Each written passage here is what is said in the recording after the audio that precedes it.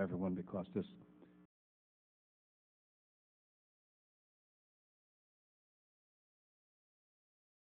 has to be a matter of the record as we move forward, as our committee determines what we will be doing legislatively. And so I do appreciate the indulgence of everyone, and secondly, appreciate your very thorough testimony, Mr. Danye. We'll now hear 5 minutes from Ms. Lefkow, and the others will follow in that order, and then we will open for questions. Thank you very much. Appreciate you being here, and thank you for your patience. Thank you very much, Chairman Payne and members of the subcommittee, for inviting Human Rights Watch to participate in this incredibly important hearing. I'm very happy that Mr. Danye has already covered so eloquently many of the countries, because I'm going to focus my remarks on Ethiopia, not obviously because it's more important than the other countries, but it is at a critical moment with the elections that just passed in May. Mr. Chairman, Ethiopia is not democratizing. The May 2010 elections provided a stark illustration of this fact. As you know, the ruling party won more than 99% of the vote. But what concerns Human Rights Watch more even than the results of these elections is the fact that they are simply a milestone in a broader agenda and strategy of consolidating control. We're particularly concerned that the assault on civil society in Ethiopia is a trend that will continue and worsen, and this should deeply concern Ethiopia's friends and partners. It is clear now that the brief window of political space that opened up before the elections in 2005 was an anomaly, and that window has now been slammed shut. Human Rights Watch's research on the ground indicates that the government has used a multi-pronged strategy of repression. And as I said, this was partly in the lead up to the elections, but it's a strategy that we fear will continue long after the elections. And one of the elements in this strategy has been the repression of the political opposition. I think you're all aware that government critics have been subjected to arbitrary detention, to harassment, and sometimes even torture in detention. The case of Birtukan Mideksa, of course, one of the most prominent opposition leaders, is emblematic of this trend. She was rearrested in December 2008 for allegedly violating the terms of her pardon. But, you know, we hear about prominent cases like Birtukan's. We don't hear very much about the millions of Ethiopians who suffer repression on a day-to-day basis outside of Addis Ababa, where there is very little spotlight on what is happening. You know, 85% of Ethiopians live in the rural areas. And I'd like to just spend a moment talking about the apparatus of control that is used in these areas. This is an apparatus that is an inheritance from the Derg, from the military regime of Mengistu. And it's a collection of households into cells at village or neighborhood level, sometimes 8 households, sometimes 10 households in cells.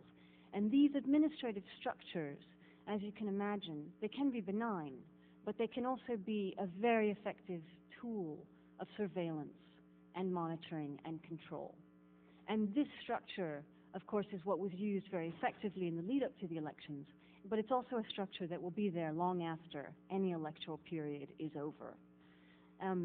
And these structures are very much at the core of the repression that is used in the rural areas.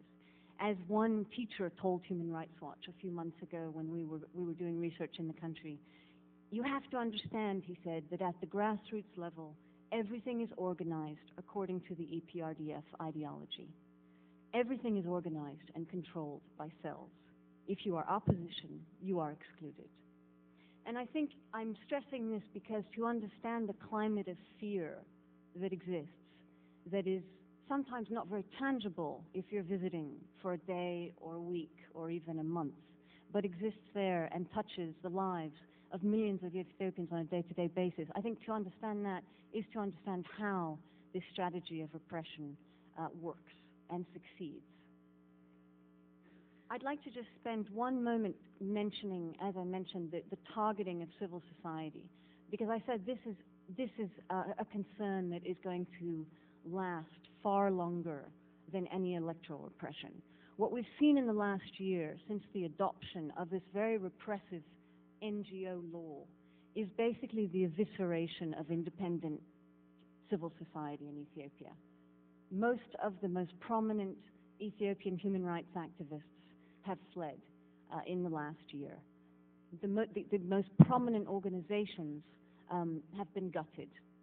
Their staff are now in hiding, their budgets have been frozen, they've had to shut offices. This is the bottom line in terms of the effect of this law. The media, of course, has also been a target over the last year or two. And I think we see that in a number of ways, and one of the primary impacts of the media law and of the hostility towards independent media is self-censorship.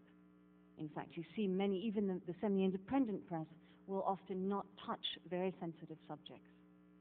I see that I'm running out of time. I'm going to take just another few seconds, if I may, to just mention one other issue, which is a key concern, and that's impunity of the security forces.